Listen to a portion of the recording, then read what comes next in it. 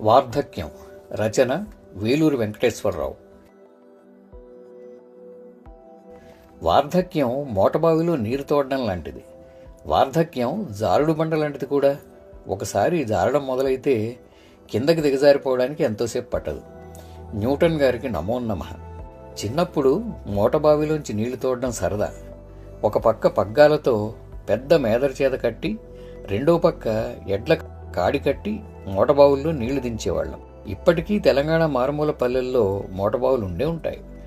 చిన్నప్పుడు కాడి మీద దర్జాగా కూర్చుని ఎడ్లని కిందకి నచ్చిన స్పీడ్లో నడిపేవాళ్ళం. అది సరదా.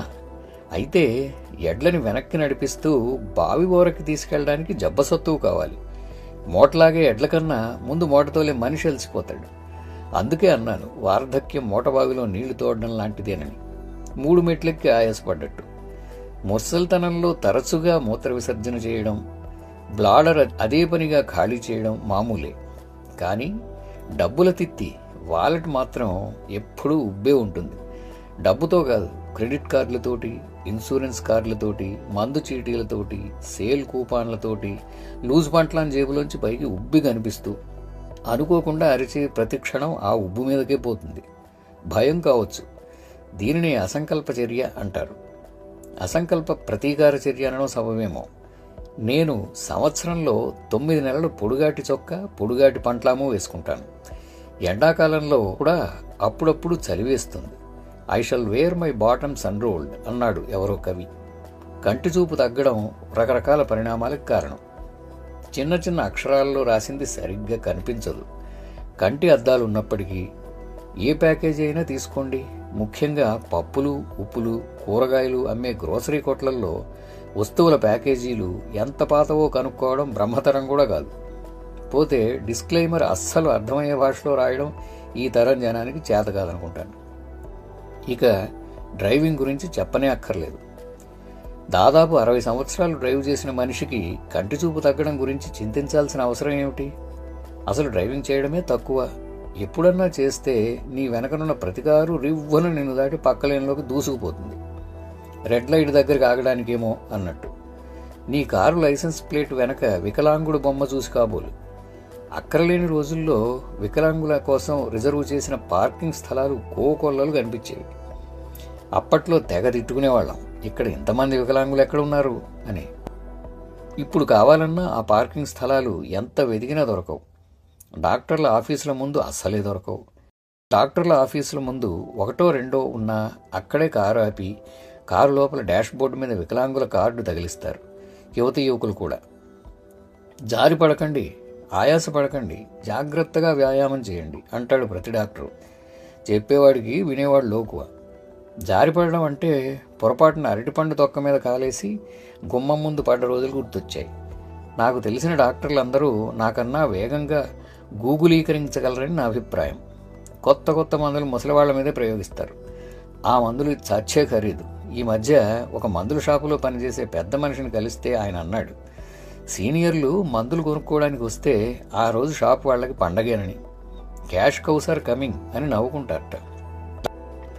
ఈ స్వేచ్ఛాయుత దేశంలో ప్రతి ఒక్కడూ వాడి స్వంత స్క్రిప్ట్ రాసుకుంటాడు. తూచా తప్పకుండా దాన్ని అనుసరిస్తాడు. అయితే సహనం అనేది ఒక గొప్ప కళ. అది మాత్రం సాధించలేకపోయాం. వృద్ధాప్యంలో కొన్ని పాత జ్ఞాపకాలు వెంటాడతాయి, కొన్ని చక్కటివి. అమ్మాయిల పేర్లు గుర్తుకొస్తాయి. ఎవరు ఎక్కడున్నారో, ఎలా ఉన్నారో ఆ దేవుడికి ఎరుక. Bless them. 1970 నుండి అమ్మాయిల్లో చాలా మార్పులు వచ్చాయి. కుర్రకారు మాత్రం మారలేదు, మరీ దిగజారిపోయారు.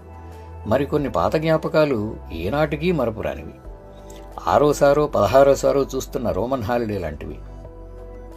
మహాకవిని వోక్స్ వ్యాగన్ బగ్లో మెడిసిన్ తీసుకుని వెళ్లడం, జీడి మామిడి చెట్ల కింద కూర్చుని మరో కవితో డైలన్ థామస్ని చదవడం, టెన్సింగ్ నార్కేకి షేక్ హ్యాండ్ ఇవ్వడం, ఇండియా నుంచి కొత్తగా అమెరికా వచ్చిన ప్రొఫెసర్ గారిని మంగళ షాపుకి తీసుకెళ్లి తెల్లమ్మాయి చేత క్షవరం చేయించడం, ప్రసిద్ధ భారతీయ చిత్రకారుడితో మస్తుగా స్కాచ్ పట్టించడం వగైరా.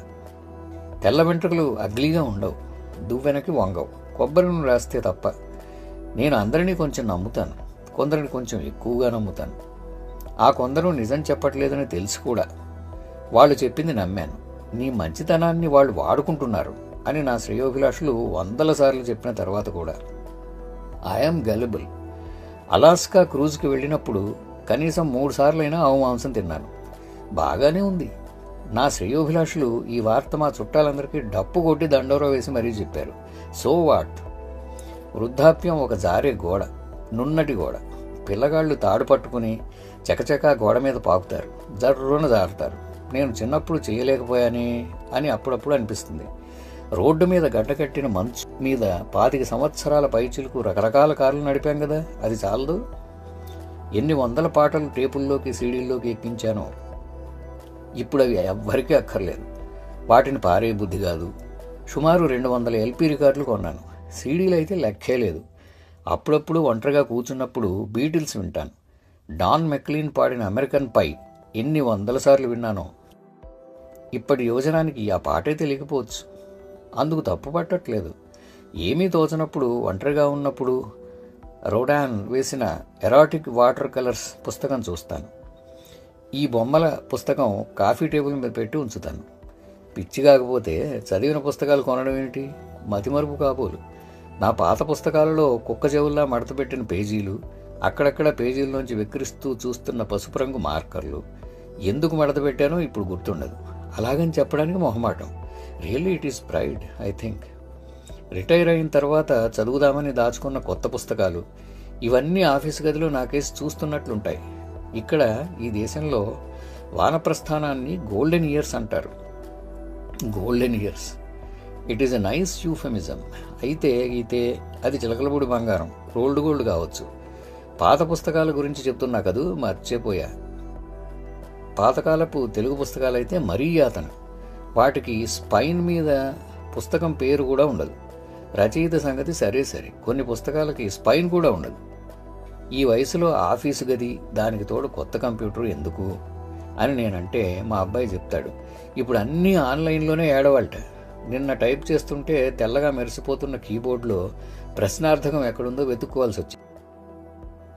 కుటుంబ చరిత్ర గురించి అడిగే కొందరు యువతీ యువకుల ఉత్సుకతకి నవ్వొస్తుంది. ఈ మధ్య కొత్తగా వచ్చిన దంపతులు ఇల్లు కొన్నారు. అదేదో వ్రతం అని మమ్మల్ని కూడా పిలిచారు.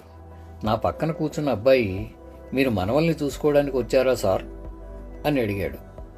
నాకు అతని ప్రశ్న సరిగా అర్థం కాలేదు. నేను అవునన్నట్టు తలకాయ ఊపాను. పక్కనే కూర్చున్న మా శ్రీమతి, అదేమిటి అట్లా చెప్తారు అని గదమాయించి మా జాతకం అంతా అబ్బాయికి చెప్పింది. ఈ వ్రతం ఏమిటో కానీ ఇవాళ పూర్తయ్యేట్లేదు. అందరు దేవుళ్ళకి పేరు పేరున సహస్రనామాలు చదువుతున్నారు. అక్కడ ఉన్న మాలాంటి ముసలాళ్ళకి ఆకలి, పొట్టలో చిట్టెలుకలు పరిగెడుతున్నాయి. పక్క గదిలో బుట్టలో పెట్టిన ఉల్లిపాయ పకోడీలు కనిపించాయి. ఒక అరడజన పకోడీలు తినేసి వచ్చా. నాకు ఎప్పుడు పడితే అప్పుడు కొనుక్కు వస్తుంది. అది నిద్ర కాదు. వార్ధక్యంలో నిద్రపోవడం క్షమార్హం. అలా కొనుక్కు తీస్తే హాయిగా ఉంటుంది. సీనియర్లకి సినిమాలకి బస్సులకి తగ్గింపు ఛార్జీలుంటాయి. తెలిసి నేను ఇంతవరకు ఆ పర్క్ వాడుకోలేదు. కారణం, బస్సుల్లో వెళ్ళే అలవాటు లేదు. సినిమా హాల్లో తెలుగు సినిమా చూసి 2 దశాబ్దాలన్నా అయి ఉంటుంది. ఇప్పటి సినిమాల్లో భాష నాకు సరిగా బోధపడదు. పైగా కథానాయకులందరూ హిందీ వాళ్ళట. తెలుగు డబ్బింగు సున్నకి సున్నా హళ్ళికి హళ్ళి అన్నట్టు. గీతలు గీసుకున్న గడ్డం పర్వాలేదు. అయినా రోజూ నున్నగా గడ్డం చేసుకోవాల్సిన అవసరం ఏమిటి? ఆ రకంగా ఇప్పటి ఐటీ కుర్రాళ్ళేనయం రకరకాల సైజుల్లో గడ్డాలు పెంచుకుంటున్నారు. బహుశా కోవిడ్-19 మహిమ. డబ్బులుంటే చాలదు, సమదృష్టి ఉండాలి. ఈ రోజుల్లో ఈ రెండూ ఉన్న జనం కరువైపోతున్నారు. పాత రోజులు వృద్ధులకు ఎల్లప్పుడూ మంచి రోజులుగానే అనిపిస్తాయి అని మీరంటారు. నాకు ఎరుకే. వైరాగ్యంతో విసిగిపోయి ఎప్పుడూ చిరునవ్వు నవ్వుతూ ఉంటాం. ప్రస్తుత ప్రపంచపు సాంస్కృతిక రంగంలో మనకు సముచిత స్థానం దొరకదు. 4 ఏళ్లకోసారి రాజకీయ నాయకులకి మనం గుర్తొస్తాం. సాంకేతిక వేగం, శాస్త్రీయ దృక్పథాలు ప్రజల మనస్తత్వాన్ని మంచికో చెడుకో మార్చేస్తున్నాయి. అది తిరోగమనంగా కనిపించవచ్చు. ప్రజాస్వామ్యం సహనాన్ని కోరుతుంది. వృద్ధులు చెప్పిందే మళ్లీ మళ్లీ చెబుతారు. They repeat. మతాలు చీలికలతో చెదిరిపోతున్నాయి. దేవుడు ఎక్కడున్నాడు? తమకు తెలుసని భావించే ప్రజలు గుడులు, చర్చిలు వగైరా కట్టారు, కొత్తగా కడుతున్నారు. స్వర్గం భూమిపైనే ఉంది. ఆ స్వర్గాన్ని ధ్వంసం చేయకండి అనే జనం నా గురించి ప్రార్థిస్తే సంతోషిస్తాను.